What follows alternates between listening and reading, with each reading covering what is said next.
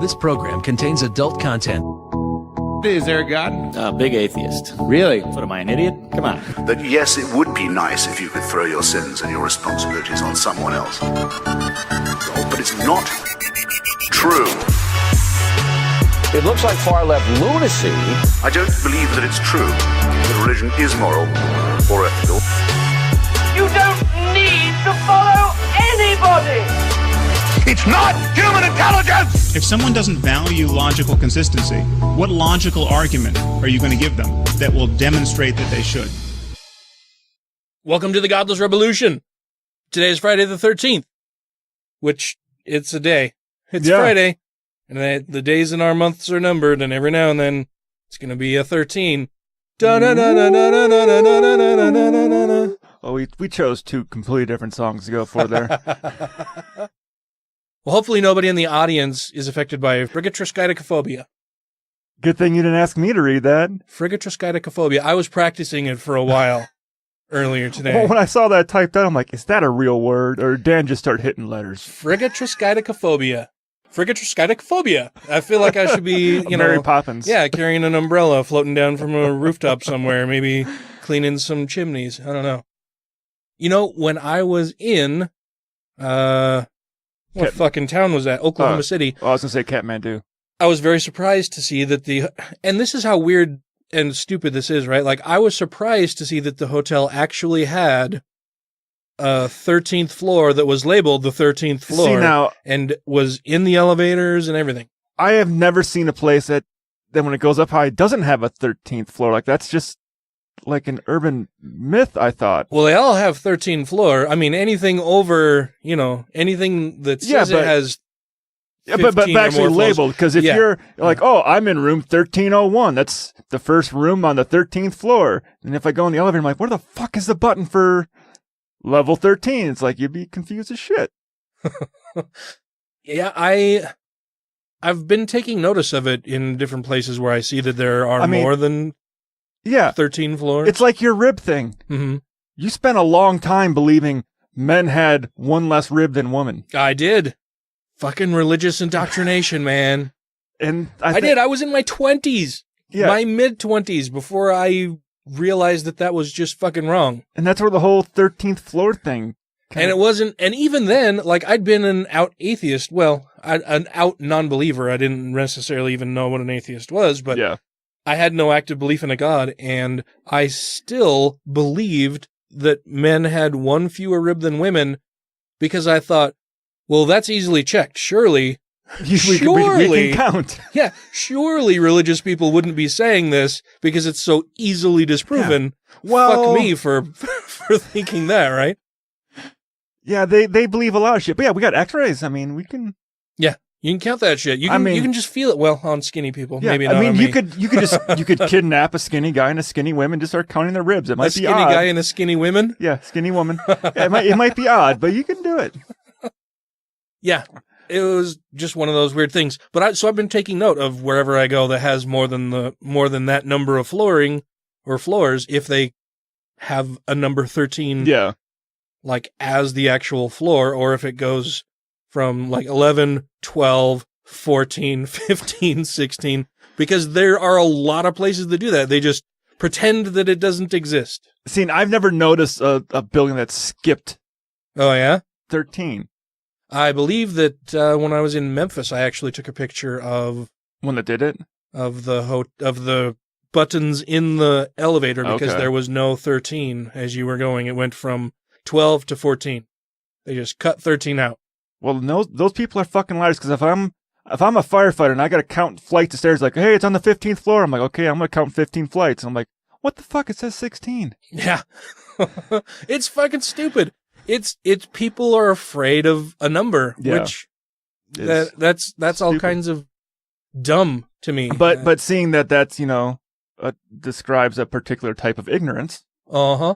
Yeah, so I posted that out on the Godless Revolution Facebook page, was that frigatrisk You said it 20 times already. Frigatroskytocophobia. Frigatroskyticophobia. I don't even think I can say it after hearing you say it multiple times. Frigatroskyticophobia is the fear of Friday the 13th in particular. Frigga for Friday? For Frigga for Friday, yeah. Named after that god in the Greek and let me fucking look this up. But I was listening to a podcast with Alan Alda on it the other day. And he said something that I thought was really good. Ignorance is bad, but ignorance with curiosity is good. Ignorance with curiosity is good? So a curious ignorance, like, I don't know, but I'm going to search out the answer. Instead of just being ignorant about it, be like, yeah, I'm ignorant about this, but I'll spend the time to look it up. Yeah. Yeah, realizing that you have ignorance, a deficit in your knowledge about something and going, oh, I should do something to fix that instead of going, God did it. Yeah, that's where like the ignorance with curiosity is like, I'm going to look it up because he was talking about his show he used to do. He did that. I forgot how long he had been doing that science TV show for. And he said he actually had to change the way he approached questions because he thought he knew what he was talking about sometimes. And then he said the scientist or the expert would kind of cringe a bit and didn't want to make him look like a fool so they wouldn't correct him when he was wrong. So he said he had to change his way of interviewing and talking to people about stuff. Be like, no, I got to go into this. Let them tell me about their field instead of me thinking I know about their field and tell them what they do. He said, I was ignorant. I should learn what they do before I start running. Well, he said he would read up on them, but sometimes he wasn't correct. Yeah. So he was ignorant on what he thought he knew. But he was curious about all the stuff, so he learned. Yeah, so it's Frigatroskyticophobia. Fucking read that one. What one? Hippopotamonstrosquippediasphobia? It's hippopotamonstroses quipediliophobia. Yeah, that'll take me. I think it's a phobia of giant hippopotamuses. well, so Triskaidekaphobia is the fear of the number 13, right? So Frigatroskyticophobia is the fear of Friday the 13th. And the whole fear of the number 13 is just a superstitious thing. You know, some people equate it to the Last Supper, where Judas was apparently the 13th person because there's Jesus and his 12 apostles, Judas being the last one. And he's an asshole. And they're, of course we don't know first we don't know that the Last Supper actually happened. We don't know when Judas Iscariot actually arrived. They're saying, everybody says the 13's unlucky because he was the last one to the dinner. He's the one who betrayed Jesus. All of that. You can't fault a dude for wanting to get some money. Hard times. Got to get that silver. Yeah. Making that money, that dollar bill, y'all. But yeah, I mean, we don't know any of that. And so it's based on fucking nonsense. We have this nonsense fear of something that didn't really happen anyway, or we can't verify that happened, that people... So it's kind of like a bunch of other religious bullshit claims that make you fearful of something you should not be fearful of to start with.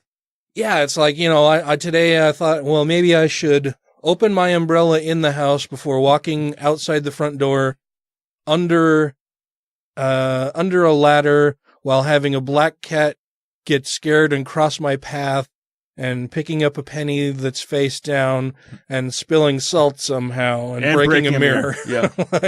I guess that's going to be a really terrible day for me. Fuck, I walked underneath the ladder last night. Ain't shit happened yet. Well, you had to drive all the way here and do this. Yeah, but nothing bad happened on the way. I mean, I could have gotten into a horrible car wreck and lost 2 legs. Oh, I meant like this is the bad thing. Oh, no, this is a good thing. Oh, okay. Well, thanks. I'm glad you don't mind coming over here and doing this. Yeah, today's Friday the 13th. As a change to something that we've done historically on the show since we set up our Patreon deal, I want to thank our Patreon supporters right now because they're fucking awesome people. And if you are out there in the listening audience and appreciate the show and appreciate what we're doing, we would appreciate it if you went and became a Patreon supporter, and then we could read your name on the show, just like the fine following people. Vanessa. Rob Otto. Michelle Short. Christy Kalbuck. Numania. Alan Firth. Gaytheist. Larry Wilson. Dr. Dan Matzboss from the 2SC podcast, to whom we pledge loyalty. Janet Uter. Let Them Eat Kofefe. Stephen Andrews. Jeff Peterson. Marius Kotbuchkowski. Utah Outcast. Tim Jacobson. Matt Tueller. Megan Kennedy. Andrew Vodopich. Brandy Hamrick. Jeremy Goodson. Angelica Pearson. Wes Aaron. Savid Acuna. Purple Dragon. Yeah. And Taylor Grin. Yay. Thank you all for your support. It's awesome. We appreciate it so, so much. You, if you would like to become a Patreon supporter, can do so by going to patreon.com/godlessrevolution, where you can become a Patreon supporter for as little as $1 per episode. Then you get all kinds of fun and fancy things. Extended episodes, extended outtakes, occasional bonus episodes. You get to talk to us on our Patreon page and comment and do stuff like that there. And then we listen to our Patreon supporters just a little bit more than people who aren't sending us money. But that's how these things work. But we do appreciate all of our listeners, yes, even those of you who are not Patreon supporters, for going out and rating the show on iTunes and Stitcher, for sending us email, for sending us stories that you would like us to cover, for just sharing our stuff all over the place. You guys are fucking awesome. Thank you so, so much for doing that. I really appreciate it. I don't even know what I've done over the last week. There's been so much going on in the news and personal life and the lives of friends. And, so before we close out the opening section here, we should also address the huge news in the atheist community that happened this week. I believe it was on Tuesday. American Atheists suspended David Silverman after somebody filed a complaint. Yeah, some allegations came forward. I think is how they worded it. I can't remember if they said complaint or allegate. I can't remember how they worded it. Yeah, I think it was a complaint that was filed against David Silverman. So he was placed on paid leave while they investigated, and they made an announcement today that he has since been fired. And shortly thereafter, there was a BuzzFeed story that came out. I'm still processing all of this information, so I don't have a whole lot more information than what is available publicly through BuzzFeed, through the announcements from American Atheists. And I'm still processing that. I'm waiting for a bit more information to come out before we really talk about this in depth, but it would be remiss of us to not talk about it at all. So there you go. Yeah. I mean, considering we just had him on, 4, 5, 6 episodes ago? Yeah. Well, I don't even know if it was that many, was it? It was really recent. It was within the last 2 months for sure. Yeah. And I considered him a friend, and yeah, it's rough. I'm like I said, I'm still processing this. I'm still thinking about it. There's more information that I'm sure will be coming out in the next few days. All of this happened in like 3 days' time. Yeah. And I found out about the firing and the BuzzFeed article like 2 hours ago. So I'm still processing all of this and still, I don't know. We don't want to assume anything or put anything out there that's incorrect. I don't want to speculate about what I think may have happened or rumors that I've heard. I want to wait for a bit more information to come out, which I'm sure it will, and then we can more fully discuss it probably next week. And it would be good. Matt, you have probably noticed, dear listener, is not in the studio with us tonight. Yeah, I didn't just mute his mic. He contacted me at, I think, like 4:30-ish, right around there, and apologized for it being so late in notifying me, but that he was dealing with some family issues and may not be able to make it tonight, and he's not here, so he did not make it this evening, and while he's handling those things, so we'll have to, I'd like to wait for him to be in the office.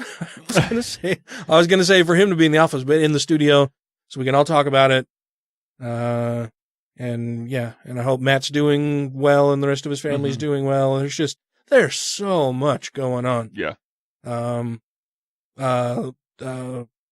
It's been a crazy few weeks. Fuck yes. The other big news, personally, a friend of mine. Okay, so let me start over here because my mind is just fucking spinning. I've been talking to a lot of people, reading a bunch of shit, and super busy with work. It's just I'm on overload right now. So tonight's episode will probably be a little bit shorter because I'm gonna get fucking drunk tonight.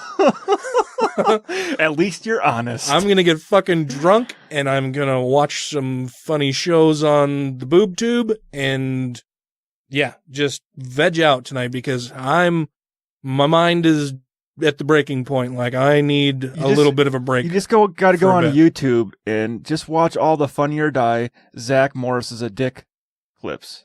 When Chris was in the studio with us last week, Matt has been building that list of short video clips and stuff. Yeah. And so Chris turned us on to this. Somebody's gone and compiled this list of meme videos that are short and funny and just fucking weird. And I don't know. We watched, more than a half hour of that last week when he was in studio. And I was a little nervous because he's like, oh, hey, if you guys want to check out some cool videos. And I'm like, no, we've been down that road with you before. Huh? Last time he showed you what the B&E Pain Olympics last time? Yeah. I'm like, you're not. And he's like, no, this is good. It'll be fine. But yeah, so we watched a bunch of those. And Matt, I know Matt has been watching a bunch of them because he uses the Godless Revolution YouTube account. Okay. And so whenever I log in to post one of our episodes out on YouTube, it's like, all of these weird fucking videos that I'm like, why is it recommending this stuff and showing me the history of it? I'm like, anime porn again? Just a bunch of weird shit. But, no, the other big news that is very sad news is for longtime listeners of the show, you may remember that back in the very first season. Probably the first 20 episodes. Yeah, it was episode number 16. Yeah. We had Reverend Connie Anast on the show with us to talk about T of Utah, which is the Transgender Education Advocates of Utah. At the time, she was serving as executive director and has been a friend of mine since, it's been like 25 years that I've known Connie. So we had her on to talk about T and transgender issues and whatnot. Connie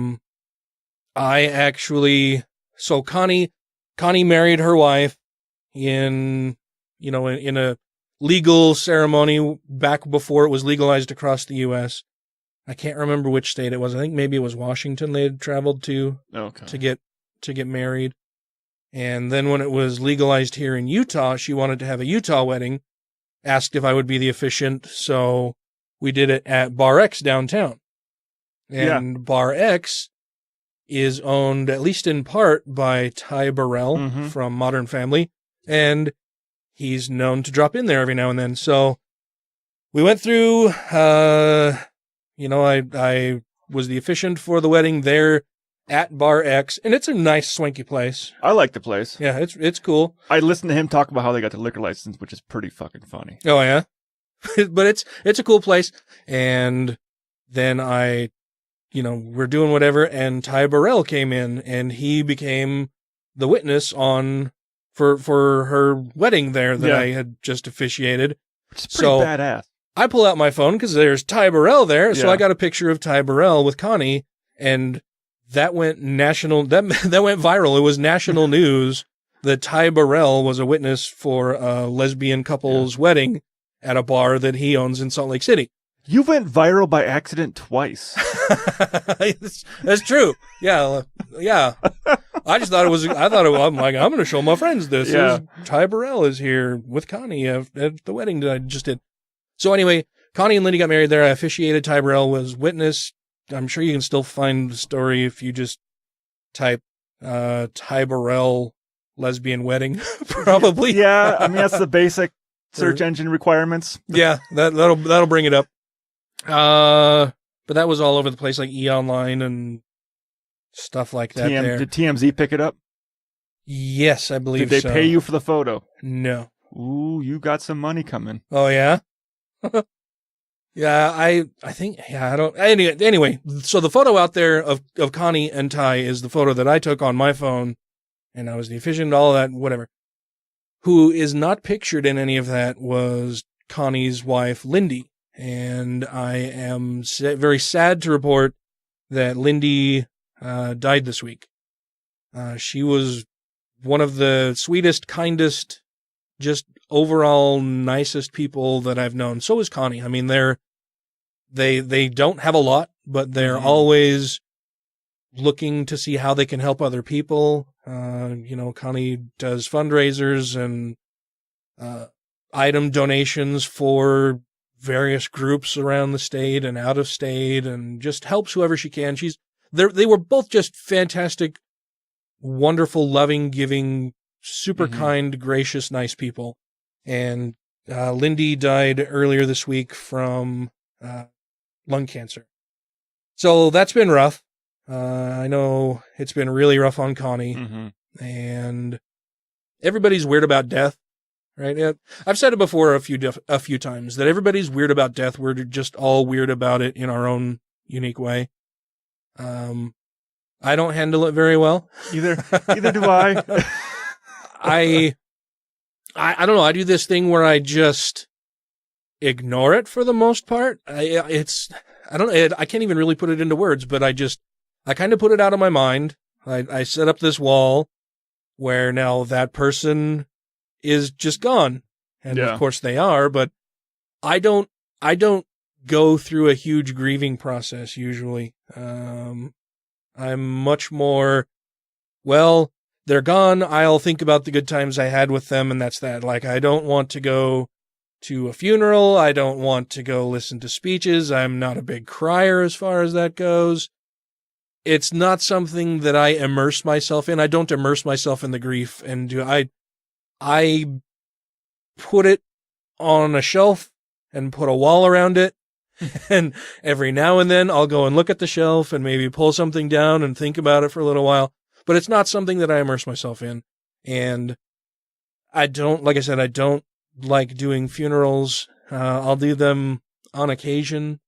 But even then when I attend, I'm usually just like my usual self. Like I'm not super sad. I'm not depressed. I'm not crying.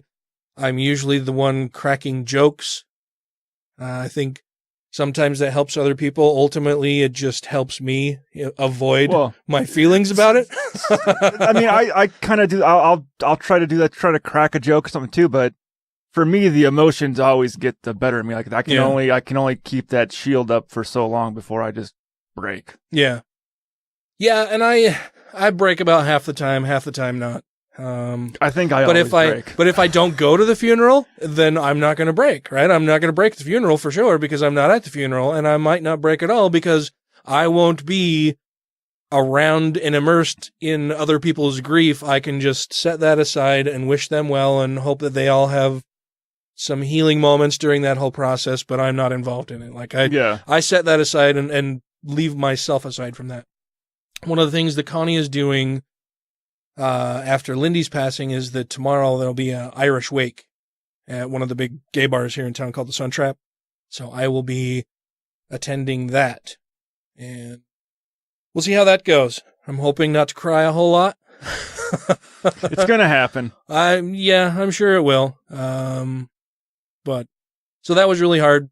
I feel terribly for Connie. This is hard. It's going to be harder for her as the days progress. I know she's been having some real difficulties with it, but I'll see her tomorrow, give her a hug, and hopefully we can all just get better throughout this time. And if nothing else, then I plan to get really drunk tonight, and I'll probably be really drunk tomorrow at an Irish wake. So I'll just bury all of my sorrow in alcohol. That'll be fine. Yeah, I mean, for me, death has always been like one of the hardest emotions to control myself around. Yeah. But it's a thing you know is going to fucking happen. Oh, yeah, it's inevitable. It's going to happen. Yeah. I mean, sometimes it's like, fuck, that happened way quick. Like, that person shouldn't have fucking died yet. You know, the thing about life is that nobody gets out alive. Like, yeah. But even, like, it was weird because, well, the last friend I had that got killed, like, I can remember getting a phone call and literally anything he told me after was like, Sam's dead.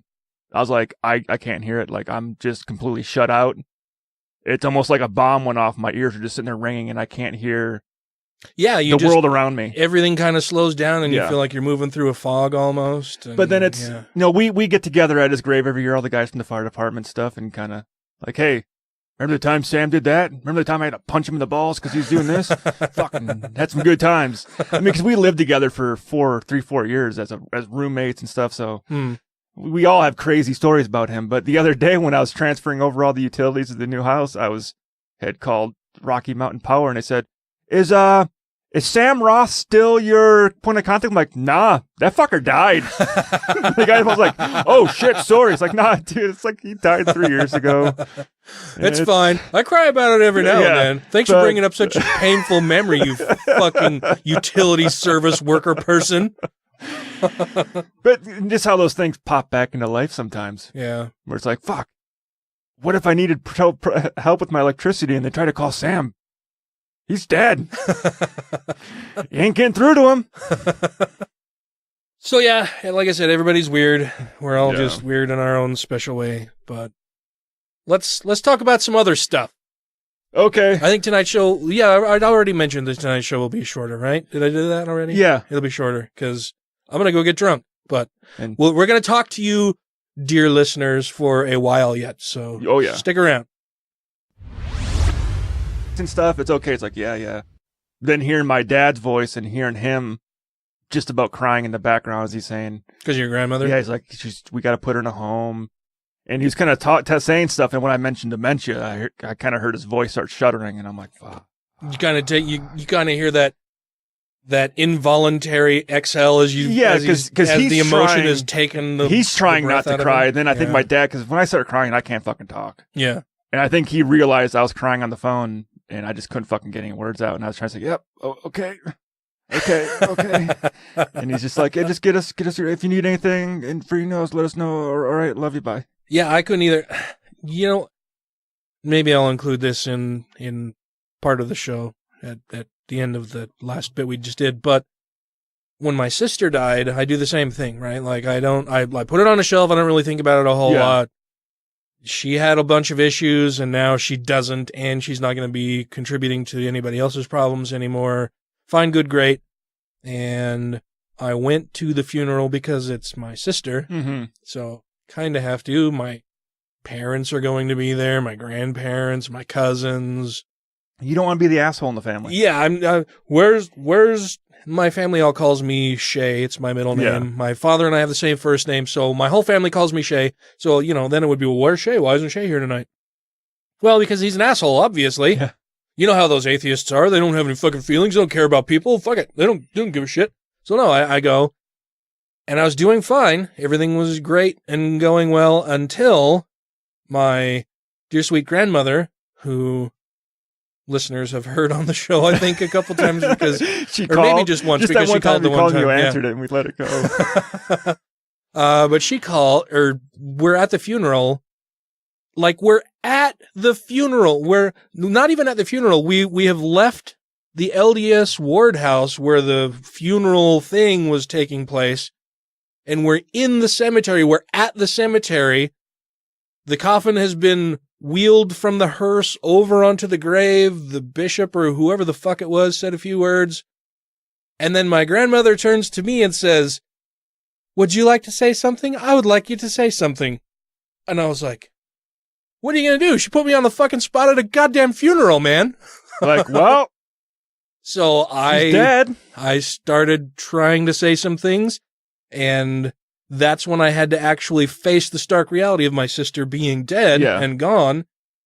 And now I have to address this in front of a group of people, and I hadn't done any personal management of my own emotions and you have thoughts. to go through all the grief.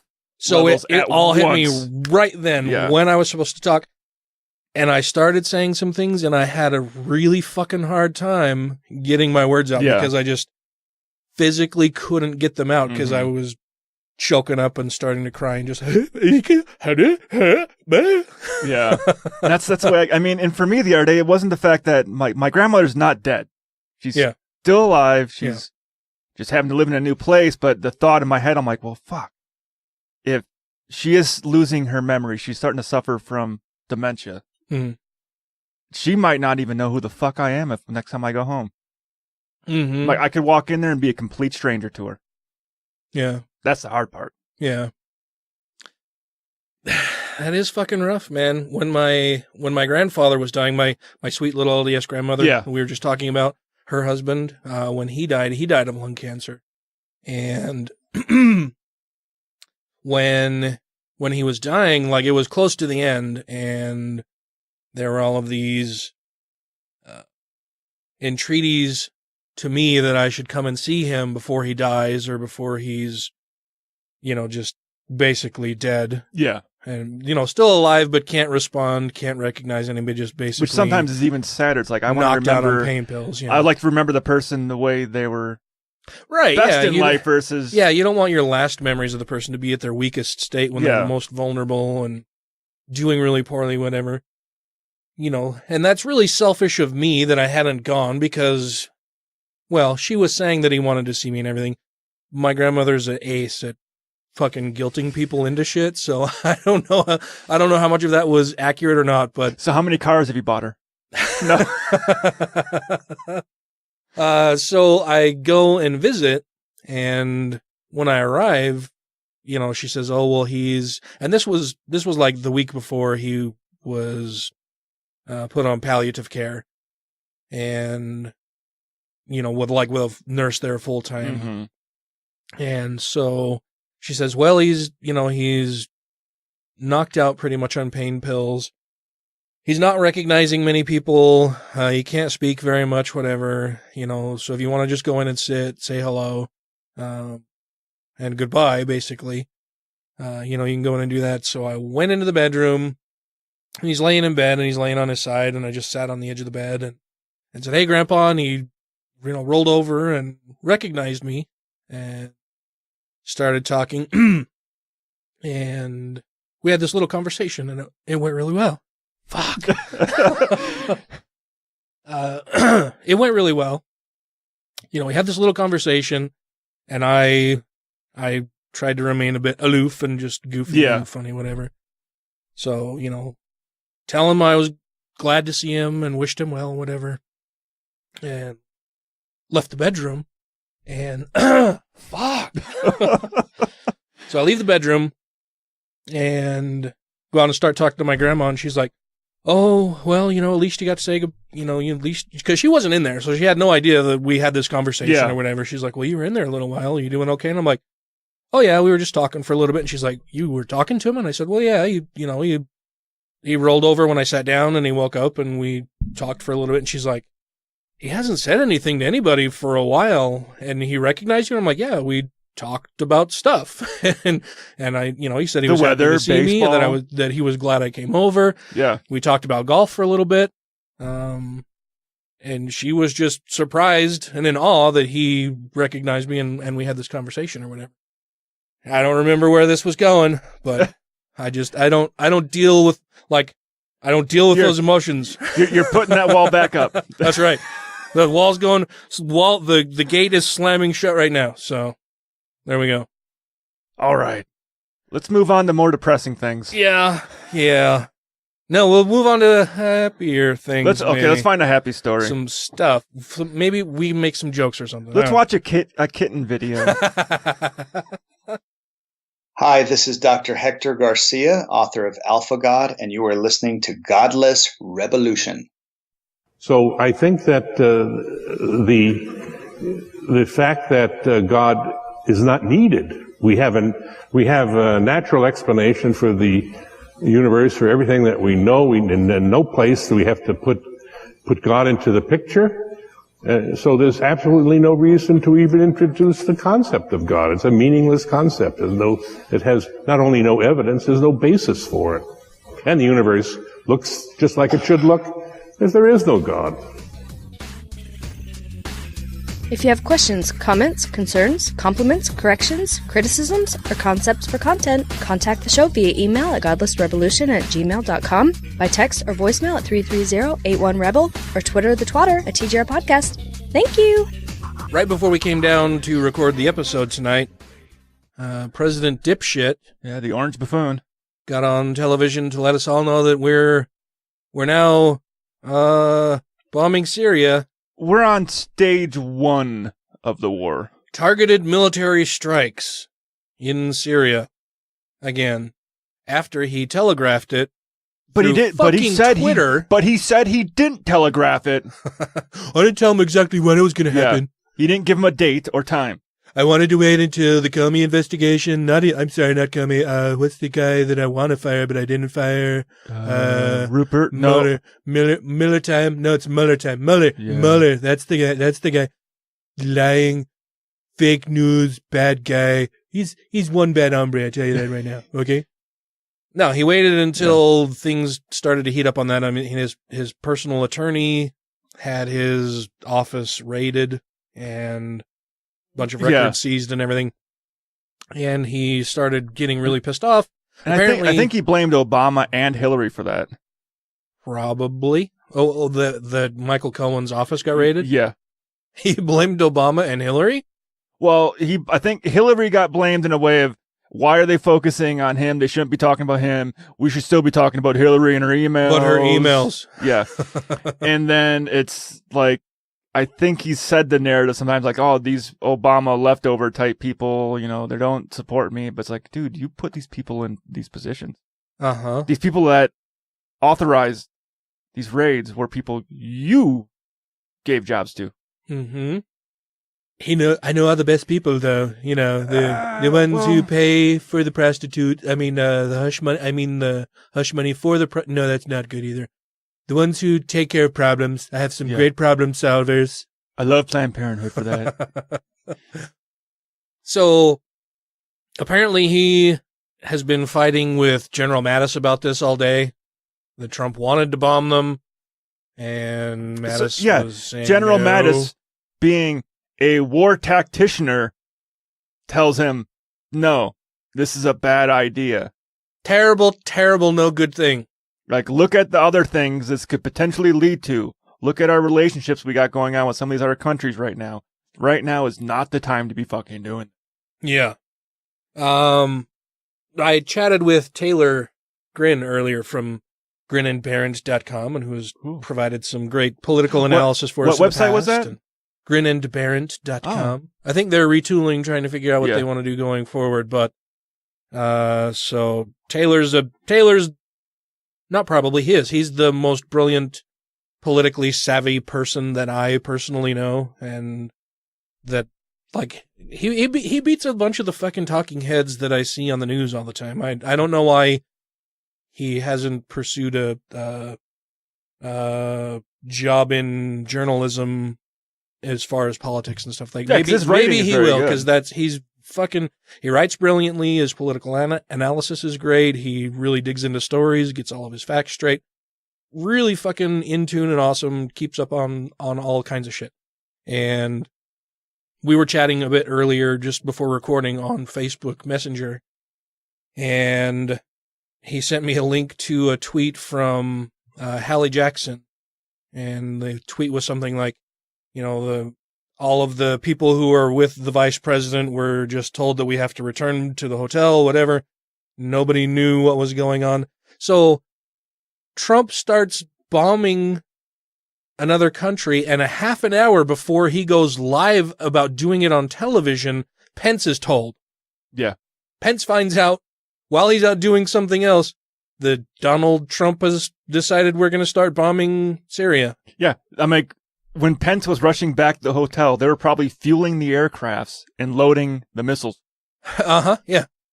Yeah, it just fucking blows my mind that we have somebody in the office who, just on a whim, because he's throwing a tantrum because he doesn't like what the news is saying about him, can decide to just bomb another country. Yeah. I'm really, really mad. Nobody's rubbing my tummy right now. I don't have a cheeseburger. I need to bomb somebody. Okay, that's what's going to happen. Well, it's even scarier that he has the sole discretion to launch a fucking nuclear weapon. No, he doesn't have sole discretion necessarily. He can give the order, but there's a long list of people. There's a long list of people who can halt it, but will they? Hopefully. I think most people recognize that he's a dangerous maniac. Well, once it makes it to that bunker, yeah, I think they're pretty well trained to break open the card and say, all right, we know what the president says, but this is our job. We are told right now by them. Shut up, Ryan. You're not making me feel better. Turn the keys and push the button. But anyway, so yeah, we're apparently bombing Syria now as well. And this is something the vice president wasn't even aware was going to fucking happen. And General Mattis advised against. And the president said, no, I have all the best people. I know the best things. I'm the smartest one. I'm the only one that matters. And we're going to bomb them. Okay. That's all there is to it. He's killing people as political theater to drag our attention away from the ongoing investigations against him. He's fucking murdering people to draw attention away from the shit that he's doing. That's fucking terrifying. And that's the big question I have is, what are these strategic strikes? Are we hitting government buildings? Are we just hitting airfields again and just randomly bombing in the middle of nowhere? And we know that we can't trust a fucking word that he says about it, right? So he can come on television, make whatever announcement. The one thing that we know is probably true is that we are indeed bombing Syria. We are. But as far as the motivations for it and what we're actually bombing and who's doing it with us, all of that could be totally fabricated, fake news, big lies. I'm telling you right now. He's a monster. Yeah. And he's been talking shit to Russia lately. Mm-hmm. And Russia likes Syria. Uh-huh. Russia keeps their military in Syria. Russia is backing Syria. That's Russia, They have military bases in Syria. Yeah, we're basically fighting a proxy war with Russia through Syria. Yeah. Well, how long is it going to be a proxy war for? Oh, God. Putin is not a guy that will just lay down and take it. No. Yeah, and he doesn't give a fuck either. He's a total narcissist also. You got two narcissists leading two of the most powerful countries on the face of the planet, and they don't like each other now, maybe. I don't know. Trump isn't I don't know, singing Putin's praises lately, but I don't know. The whole thing is just fucking terrifying. I mean, has the Cold War ever really ended? We just started talking.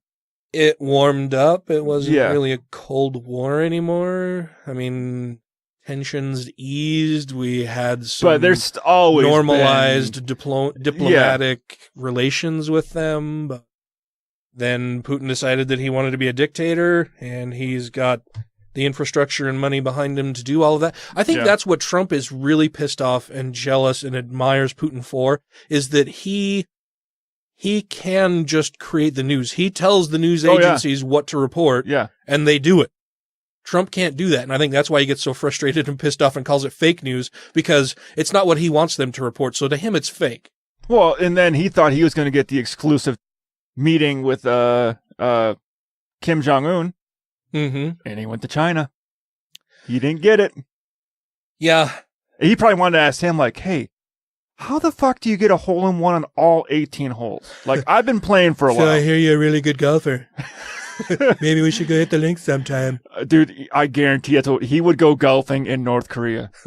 I would not doubt it. He would have Air Force One load on Golf Cart 1 and go fucking golfing. Kim is the best golfer I've ever seen. Truly amazing. I saw this man hit, what was it? Come on, Kim, don't be shy. 12 holes in one today? Just amazing. Yeah. We only played 9 holes. I don't know how he does it. Then he showed me the photographs. There is a man on the sun. So that's a thing that's happening and is terrifying and bad. I also wanted to, before I got distracted with all the death talk and other news shit that was happening, I started talking about Friday the 13th and forgot that I had pulled up this article talking about Friday the 13th and why it's superstitious bullshit. This comes to us from The Independent, out of the United Kingdom. It says today is Friday the 13th. We all know that means bad luck. The superstition surrounding the date is thought to originate with the Last Supper attended by 13 people, Jesus Christ and his 12 disciples, on Maundy Thursday. Huh? Maundy Thursday. I said that like a Utah. The night before his crucifixion by Roman soldiers on Good Friday. The number third, so Maundy Thursday is the night of the Last Supper. Was it Monday or Thursday? Maundy. Well, yeah, I understand. I understand they had a different spelling of it back then. But.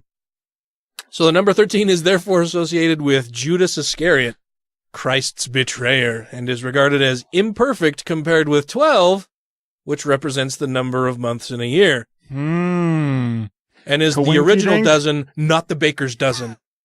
I prefer the baker's dozen. The union of day and date has also been traced back to King Philip IV of France, arresting hundreds of Knights Templar on Friday the 13th, October 1307.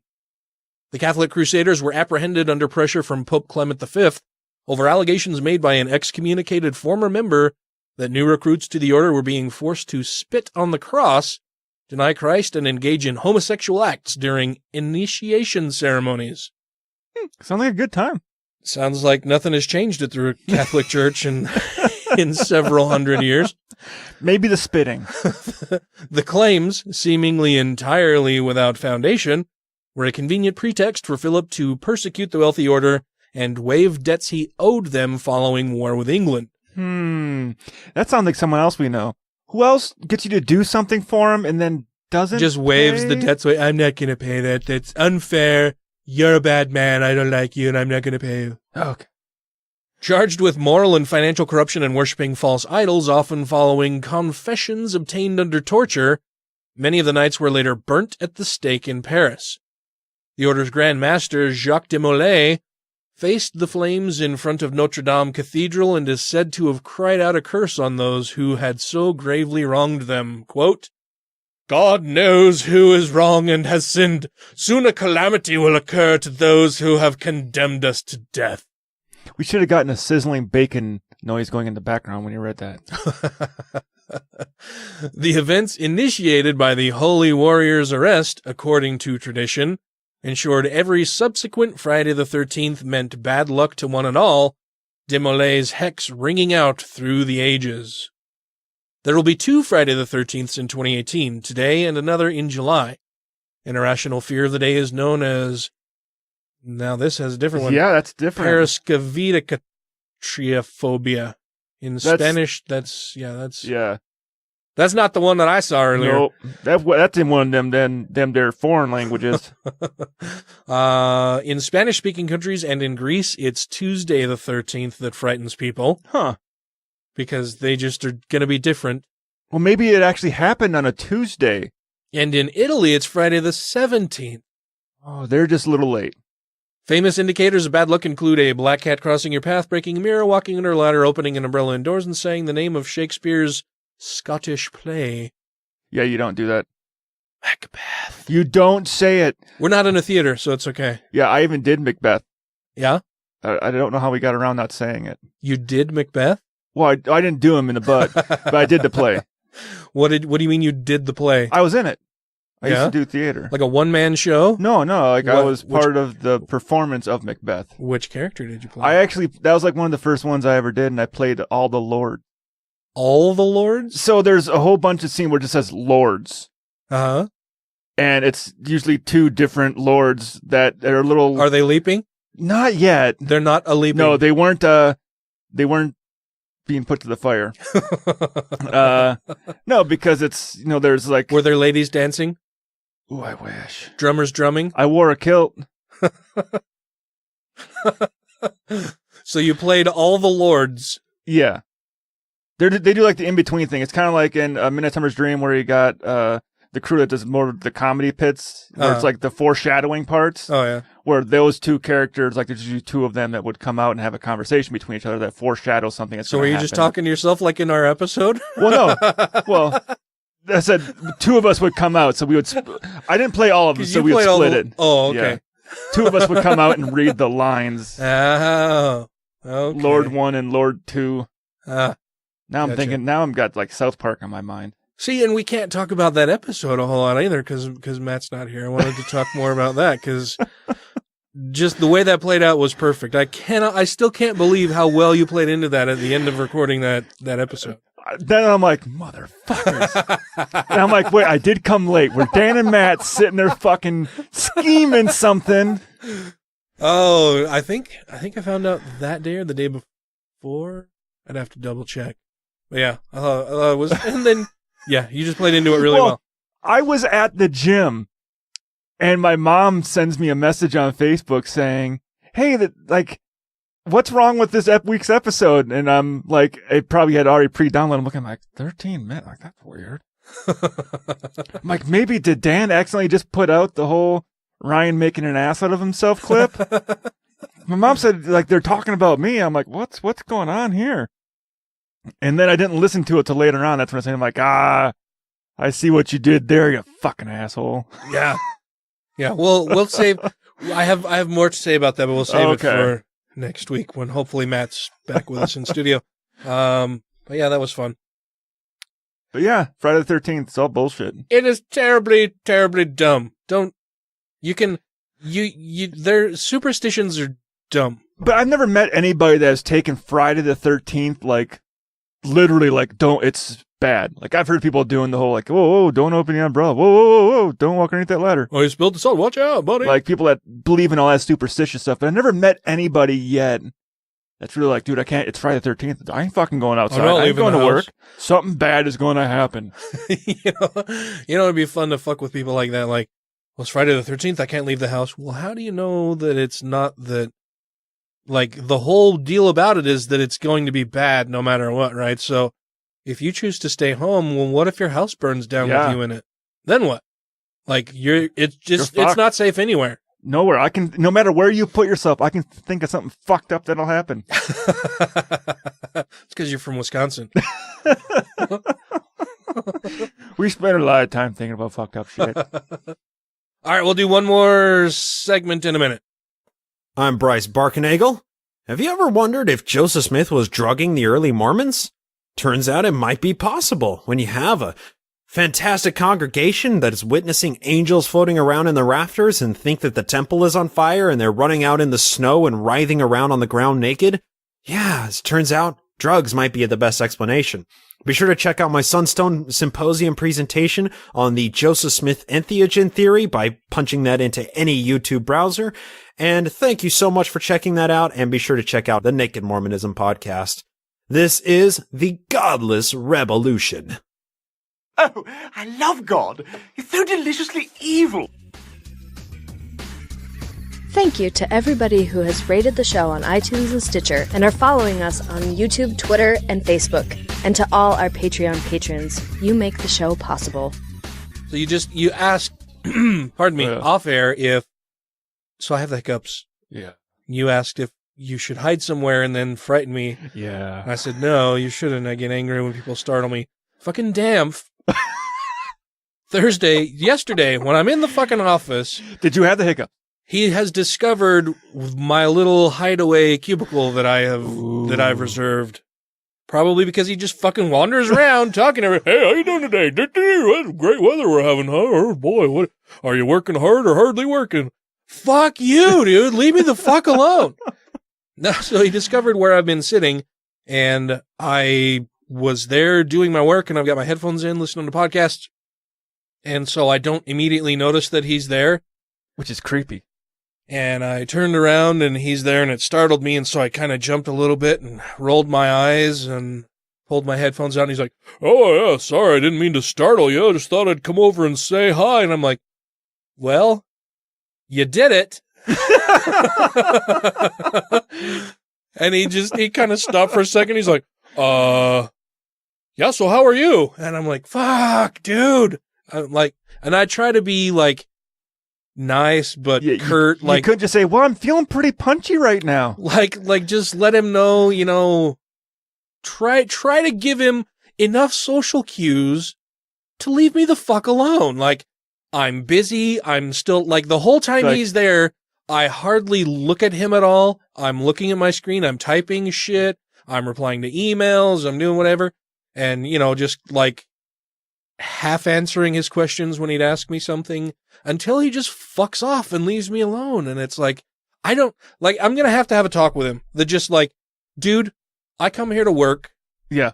I'm not here to be your friend. Or We can be socialize. friendly, but Yeah. I'm not your friend. Yeah. Right? We're coworkers. We're not friends. That's not ever going to happen. It's not. So let me just, before you build up your dreams any higher, let me shit hammer them down to the ground again. I have a special name just for you. God. So he does all that, and he's fucking stood there for like 20 fucking minutes until he's like, well, I guess I better go. I gotta go see a man about a horse. Yeah, I tell you, my eye teeth are floating. I'm like, I don't fucking need to know any of that, dude. I would have loved if he would have responded to him going, who do we work for? Oh, yeah. What time of year is it? Oh, yeah, it's like our Christmas time where we're really busy. Right, the busiest time of the year for us. Maybe you should get on that. Maybe you should fuck off and go do some work and let me do my work. Yeah.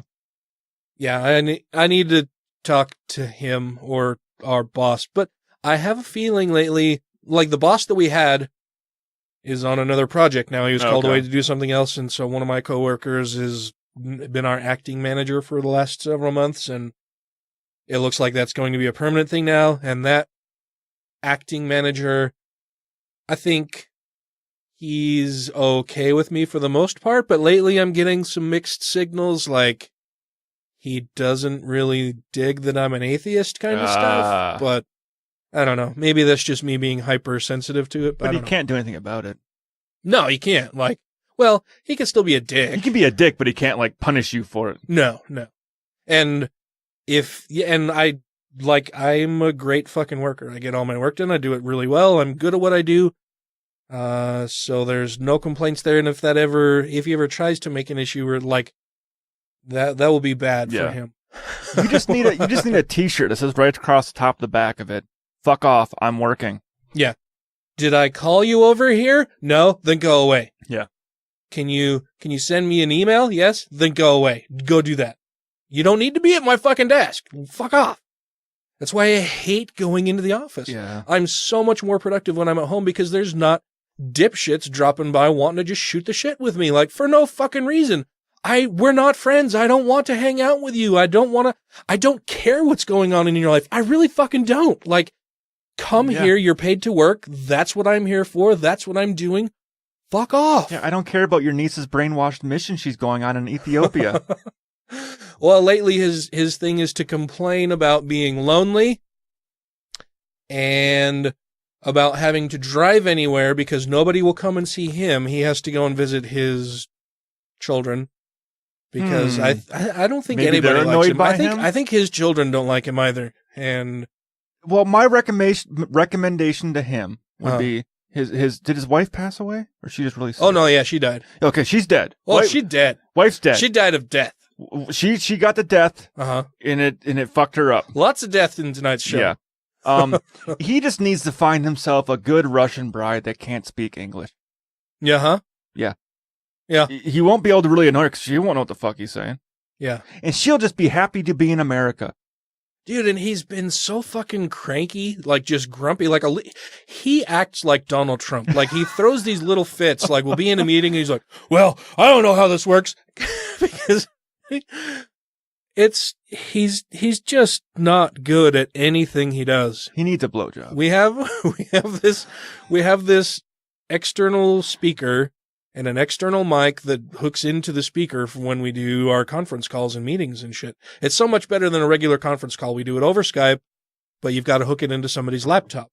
And because he runs the meetings, he likes to plug it into his laptop, but then he can't fucking figure out how to set the fucking sound so that it comes through the speaker instead of his laptop, or uses the external microphone instead of his laptop. And he's fucking, disconnecting people from the thing and restarting it all and restarting his computer. And it's like, dude, you don't have to do any of that. And he works in the tech industry. Yeah. Well, isn't it? Yeah, he's basically he works in tech. Yeah. He's supposed to know these things. And if he does it every week, I mean, I can see the first time doing it, like, oh, fuck yeah, got it. Yep, that, okay, now I know what I got to do. Yeah, well, that's the other thing, too, is that him and a bunch of my other coworkers are like, well, it's just acting weird today. It's not doing what I want it to. It's like, it's a computer. It does what you tell it to do. Except, do you remember when Skype went all fucky on us? From when I tried to Skype in? Well, it was fucky on your end. Fucky on both ends. Because I had Skype. It was fine over here. I had Skype 2 days before with the two skeptical chaps, and it worked fucking flawless. And I hadn't touched any settings. Nothing got changed. Something got changed. Nothing. Maybe my computer updated some bullshit in there, and I'm like, it was fine on this end. You had to fix something on your end. We didn't do anything. It just. Oh yeah, I forgot. I tried to plug the. That's what it was. I tried to plug the webcam in, and it wanted to use the mic in the webcam. That's what it was. Uh-huh. I forgot about Yes, I remember that one time when you fucked up Skype. Yeah. I remember that. Remember that time? Well, no. Remember that? That was when we got on Google Hangouts, because Skype just wasn't fucking working. Yeah. Remember, you guys would try to call me, and I wouldn't see it ringing. Then I tried to call you, and you wouldn't see it ringing. Yeah. That's the Skype issue. But the other thing, was my fuck up. Yeah. But he's just fucking annoying. What did I went down this weird rabbit trail. I don't know why we were going down it. I don't even we brought remember. up the Rapture, but I don't know if that was what cued you, because you clicked on that, then you just started talking about DAMF. I don't have any idea. My mind's a little cloudy. Both of our minds are mush. Yeah. But let's talk about this for a minute, shall we? I think this week's episode should just be called Mushy. Mushy. This comes to us from the Friendly Atheist blog. Writer Sarah Beth Kaplan says the Rapture is April 23rd, says man whose 2017 Rapture predictions never came true. So why should we believe him? Well, because he knows this time. The last time he was mistaken. Yeah, but was his calculator correct this time? The story says that the Rapture is happening on April 23rd, and we know that's true because a Christian numerologist said it on Fox News, and they reported it again. Well, the scary thing is, the last time this guy did this, how many old people gave their entire fucking life savings to this guy so he could put up those billboards? If it was more than one, it's too many. Oh, it was a lot. If it's more than zero, it's too many. He raised a shitload of money from people so that he could advertise the Rapture, where people were literally dumping their savings accounts because they're like, it's coming. I'm going to die anyway, so I don't need this money. Yeah. Now I'm broken and we didn't get raptured. They should leave it to me. They should leave all of their earthly possessions to me. Yeah. I'll take care of it in their absence. That's why, did we talk about it on the show? Rapture insurance for your pets? Yes. Yeah. That's an awesome idea. Religious grounds. If Rapture's going to come, you want your pets to be safe. I'm a fucking atheist. I ain't getting raptured. I'll fucking take care of them. You just got to pay me ahead of time. $100 a month. So this says, David Mead tells the UK's Daily Express newspaper that on April 23rd, the sun and moon will be in Virgo, as will Jupiter, which represents the Messiah. Wait, wasn't Virgo the name of the bad guy on Ghostbusters 2? It's the Virgin and the Jesus together again at last. It's like peanut butter and jelly time. But you know you could throw a hot dog down that thing. For a certain branch of evangelical Christianity, Revelation chapter 12, verse 1-2, describes the beginning of what is known as the rapture and the second coming of Christ. According to Mead, the alignment represents, quote, the Lion of the tribe of Judah, marking the rapture, the belief that Christ will bring the faithful into paradise prior to a period of tribulation on earth that precedes the end of time. Oh, where in the Bible does it fucking talk about Virgo? I don't know. I don't think it does. I think this is a weird combination of astrology and numerology and bibliology. But wait, whoa. Christology. That's some witchcraft stuff going on. The church don't practice that. It's not really witchcraft. We know it's approved science. It's great. It's fine. No rapture prediction has ever come true, so you would think that other numerologists would give up, or at least stop giving specific dates. Yeah. Yet these stories always get traction because there are people out there who believe the day will come when Jesus takes them away. Like Calgon. And it's always happening soon, even if we don't know the exact day because the Bible says so. The Bible also says no one knows when it's supposed to happen, but that never stopped people from making predictions. I mean, it's been happening soon for 2,000 years. It's that whole insider, secret, ancient knowledge stuff that people think they've figured out and they're special because they've done it. And what also happened to the part in the Bible where it says he'll return during their generation? Oh, yeah. That is in the Bible, and they try to explain that away. Is it as generation as in this rapture generation? Fuck, I love it when they say, oh, the rapture's, it started. This is the start of the rapture. It could last 100 years. Well, we are in the latter days, according to the LDS Church. Saint what? The latter day saints, as they are known. At least one person had the good sense to counter his claims. The rarity of the formation has come into question, with Jonathan Sarfati suggesting the phenomena has occurred 4 times in the last millennium, and we are still here. Yeah. In an article entitled, "Will the World End on 23 April?" he said, quote, "As usual with any astrology or Christian adaptations of it, one cherry-picks the stars that fit the desired conclusion. There is nothing to suggest that April 23 is a momentous date for biblical prophecy, and Christians need to be careful about being drawn into such sensationalist claims. We won't know the day or the hour, so we should be prepared at all times."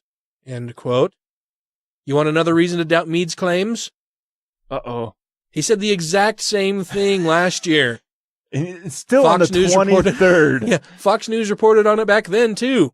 We know what his favorite number is. That the biblical prophecy claims the world will end on September 23rd, Christian numerologists claim. A Christian numerologist claims that the world will end next Saturday when a planet will supposedly collide with Earth. And I think this is that whole fucking, Planet X, Nibiru. Yeah, the hidden planet. Yeah. According to Christian numerologist David Meade, verses in Luke chapter 21, verse 25 to 26 are the sign that recent events, such as the recent solar eclipse and Hurricane Harvey, are signs of the apocalypse. Meade has built his theory on the so-called Planet X, which is also known as Nibiru, which he believes will pass Earth on September 23rd, causing volcanic eruptions, tsunamis, and earthquakes, according to British newspaper The Sun. If that sounds eerily familiar, wait till you see the person countering his claims in the Express. In an article entitled, "Will the World End on 23 September?" Jonathan Sarfati wrote that the same planetary coincidence has happened 4 times in the last millennium and therefore was not as rare as being suggested, he said. And we already read that. Like, it's the same thing he said last time. It's the exact same thing that he said. And I'm guessing that Fox News reports this because they know that so many people in their audience are susceptible and gullible enough to believe the shit that this dummy says, right? They're uber Jesus-y. So Fox has to come out and say, no, it's probably not going to happen. We've got to report it so that our listeners don't go out and start killing people. And we don't want to talk about the Trump right doing now. all of that kind of stuff. Yeah, and we've got all this time to fill while all the other networks are reporting on the fuckery going on at the White House. We're going to report on this because it's going to help us fill our time. He literally gave the same statement just with a different date. Just as Meade made the same prediction, just with a different date. It's almost like the Express recycled a fictional story because they knew people would be dumb enough to fall for it again, and then Fox News fell for it. Like I said, I think it's more that Fox knows they have to report it because they know that their viewers are stupid. Yeah. By the way, last year, after September 23 came and went, Meade said he made a mistake, and the rapture would happen in October. Whoa, wait. So it went from September, and then it was supposed to happen in October, but then at the end of October, he changed it to November. When it didn't happen in November, everybody had stopped paying attention to this guy until now. See, and so now it's going to happen this month. If I were going to predict the rapture, the end of the world, I'd be like, ooh, I did all the calculations. I got it all figured out. The rapture is going to come March 15th, 2130. 2130? Oh, yeah. That's a ways off. It is a ways off. So we got time to plan. We got a lot of time to plan. As a matter of fact, you don't even have to worry about it right now. But if that's happening, we might, fuck global warming, fuck all, we'll just start doing whatever we want. Party like it's 2129. But you want to preserve this earth until that happens. But no, Jesus is coming to fix it all. Do you want to sleep in an oily sludge? I won't have to for very long because Jesus is coming. Oh, yeah, but it's coming in 2130, so it's not even in your lifetime. It's in your grandkids' lifetime. So we got to think about your great-grandkids' lifetimes. I really don't fucking care about it. That's what most of the Fox News viewers would say. Like, I really don't fucking care about it. You're just a fucking dick, then. I'm a Fox News watcher. Of course I'm a dick. But that way, you know you're wrong. But you can start your parishioner around it. Start your church around it, make all your money off of it, and you'll be fucking long dead. Uh-huh. Before that time comes to prove you're wrong. Uh-huh. So the rapture is coming again. Yeah. You're going to be raptured. Raptured? Yeah. Going to be raptured? It's what a velociraptor does when it's angry. A velociraptor makes the rapture happen? Oh, yeah. Don't fucking piss him off. Because he'll make the rapture happen on you. He'll rape you. That's basically what I'm saying. You don't want to be raped by a velociraptor. No, it's a terrible thing. It's a terrible thing. Have you seen those claws? Oh, they're big and... They got to hold on to you somehow. Clawy. Oh, yeah, they just hook those into you. They aren't for killing, they're for holding you there. Lastly, the last story that we'll be covering for this evening before we head into the Patreon portion of the show, where we'll talk about, we're going to find some clips that will make us laugh and or angry. Let's go with laugh. We're gonna watch some fucking dumb people on videos and mock them as a cathartic thing to do before I go and get blotto this evening, and sit on the couch for a little while. Okay. Then we'll do that in the Patreon portion.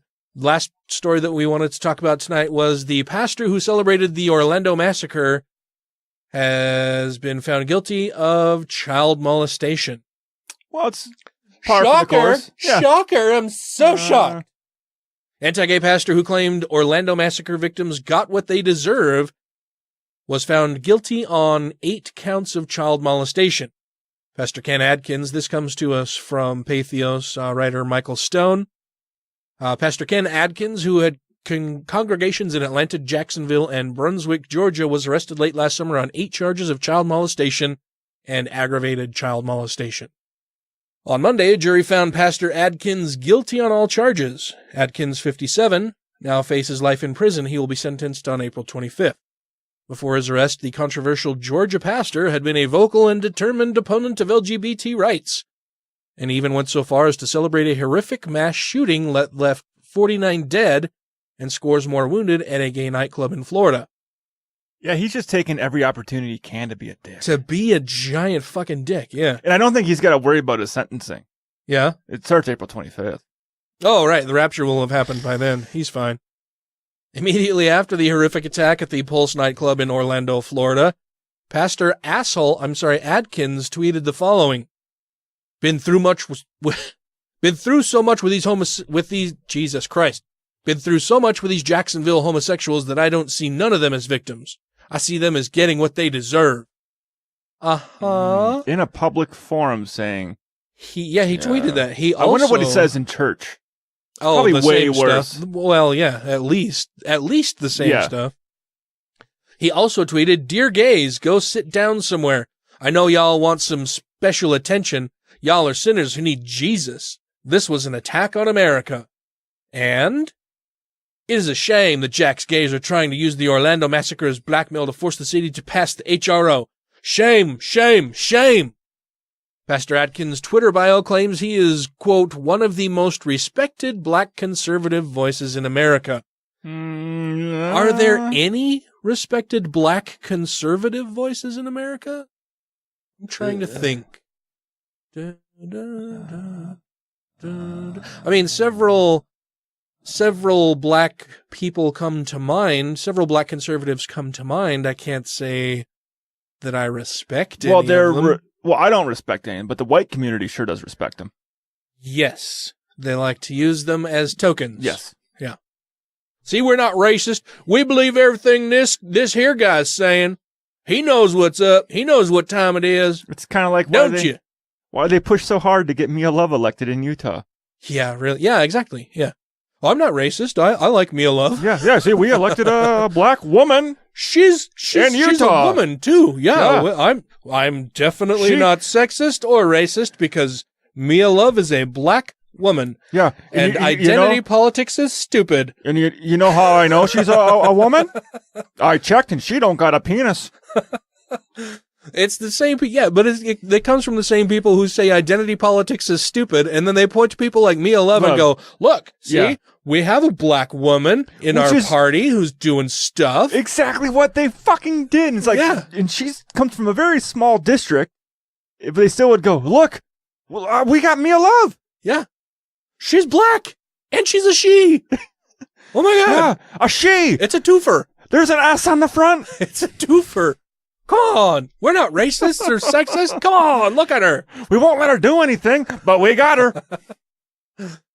So yeah, that guy is a giant fucking asshole. Yeah. And will be spending a lot of time in prison, which is good. Hopefully he will learn some things. He'll learn how, hopefully he learns how to be a better fucking person. For sure. And there was one other good news from this week. What? Well, good news and bad news in a way. What?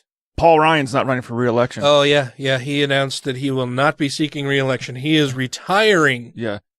To spend time with his children. The bad news is, in his retirement, he automatically gets 100% of his benefits.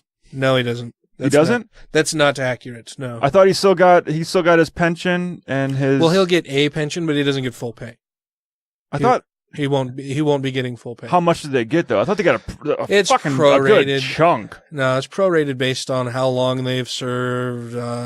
There's a bunch of different things that go into it, but yeah, if you see news out there that says that he's going to be getting his full pay and all that, that's not accurate. That's not how it works. Okay, because I always assume that if you serve one term, it's like you get the basic thing where like I have to do 25 years to get retirement. You'll get a pension, but it's just like with any other government, not like any other government work, but you know, a bunch of other civil service jobs. If you are in there for a while, like you can work a year as a civil servant and still get a pension, but it's not going to be very much.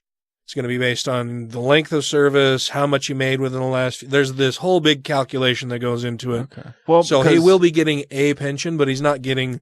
It's not like he can just stop working and get all the same benefits. That's not how it works. Well, because I know, maybe, I don't know if it's the difference between the pay grades, because I just got what they called vested. Yeah. So I can now, if I were to have to leave service, I can now collect a retirement. Whereas my understanding was, you're collecting points towards your retirement, but until you're actually vested in the system, you don't get shit. Well, and it may be different for you too because they count all of your hours and everything totally different. No, they don't count my hours. But most civil service jobs, it depends on your time in service, and then they base it on like an average of your last 3 years highest pay and your high. There's a whole bunch of stuff that goes into it. But even then, you're not getting. It's not like you walk away from your job and you get all of the pay that you were getting before. No. Even for me, after 25 years, I can collect. And I only get like 38% of my base pay, which my base pay is only like 50% of my actual pay. Yeah. So I get fucked. Yeah. Yeah, you guys do really get fucked. I mean, you have to retire early. We have to retire early. They don't count our full hours into our retirement. Yeah, we get fucked. We've been fighting in Congress for like the last 13 years to get our actual pay reflected in our retirement. Yeah. But they won't do it. Huh. Well, no es banjo. That'll do it for us this evening. Before we go, I just want to say thank you, everybody. Yeah. Be nice to each other, your fellow humans.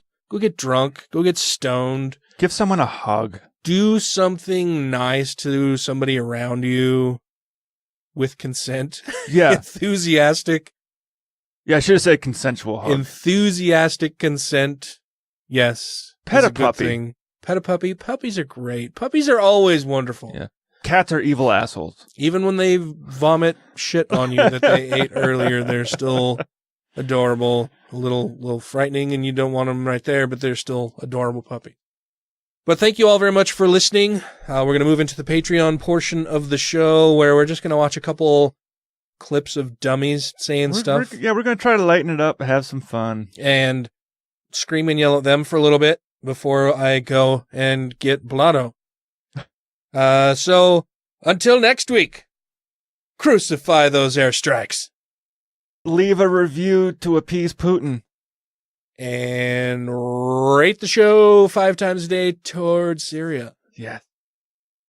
Well, hopefully, none of our listeners in the audience are affected. Are affected by fricka. The fuck is? Well, I hear Mercury is in retrograde. Frigatriska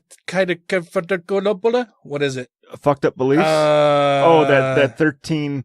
I think it's your next one. The one with the. There it is. Yeah. Frigatriska.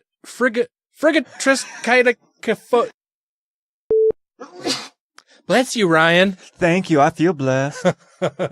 Your spirit almost got away from you there.